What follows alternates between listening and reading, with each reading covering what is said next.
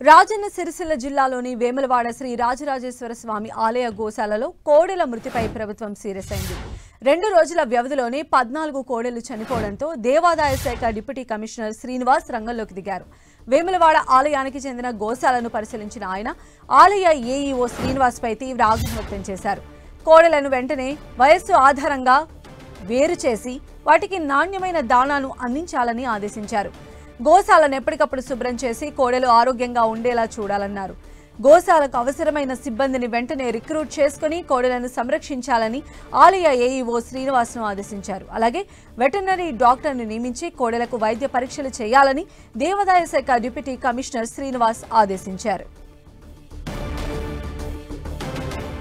మరిన్ని అప్డేట్స్ మా ప్రతినిధి సతీష్ అందిస్తారు. సతీష్, రాజరాజేశ్వర స్వామికి సంబంధించినటువంటి కోడలు వరుసగా మృత్యువాత పడడం ఆందోళనకు గురి చేస్తుంది. భక్తులంతా కూడా ఇష్టమైనటువంటి రాజన్నకు కోడలు మొక్కులుగా సమర్పిస్తారు. ఆ కోడలన్నీ కూడా వేములవాడకు సంబంధించినటువంటి గోశాలకు తరలించడం జరుగుతుంది. అక్కడ గోశాలలో భక్తులు సమర్పించిన కోడలకు సంరక్షణ చేయవలసిన బాధ్యత దేవాదాయ శాఖ అధికారులు అదేవిధంగా ఆలయ అధికారుల పైన ఉంటుంది. కానీ గత కొన్ని రోజులుగా వరుసగా గోశాలలో ఉన్నటువంటి కోడలన్నీ కూడా మృతి చెందుతున్నాయి.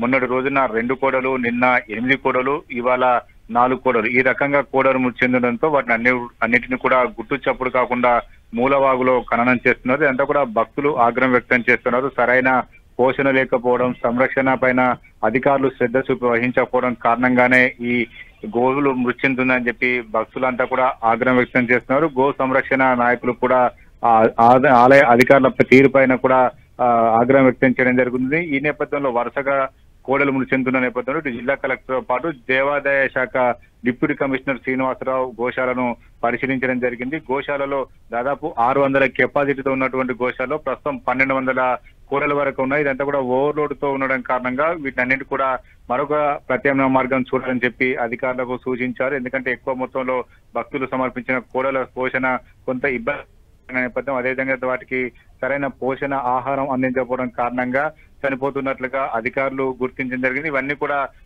కాపాడవలసిన బాధ్యత దేవాదాయ శాఖ అధికారులపైన ఉంది. కాబట్టి ఈ రోజు డిప్యూటీ కమిషనర్ శ్రీనివాసరావు అదే దేవాదాయ వేములవాడ రాజన్న సంబంధించినటువంటి ఆలయ అధికారులపైన సీరియస్ కావడం జరిగింది. కోడలను వయసు ప్రకారంగా వేరు చేసి వారికి సరైన పోషక ఆహారం అందించాలని చెప్పి ఆదేశించారు. అదేవిధంగా గోశాలను ఎప్పటికప్పుడుగా అపరిశుభ్రంగా కాకుండా చాలా శుభ్రంగా ఉంచాలి, అవసరమైనటువంటి సిబ్బంది నియామకం చేపట్టాలని చెప్పి అధికారులను ఆదేశించడం జరిగింది. ఏఈఓ శ్రీనివాస్ పైన కూడా డిప్యూటీ కమిషనర్ ఆగ్రహం వ్యక్తం చేశారు. మొత్తానికైతే రాజన్న ఆలయాలకు సంబంధించినటువంటి కోడలు మృతి చెందడం పట్ల మాత్రం హిందుత్వ సంఘాలు ఆగ్రహం వ్యక్తం చేస్తున్నాయి. వాటిని పూర్తిగా సంరక్షించాలని చెప్పి డిమాండ్ చేస్తున్నాయి. సంధ్య.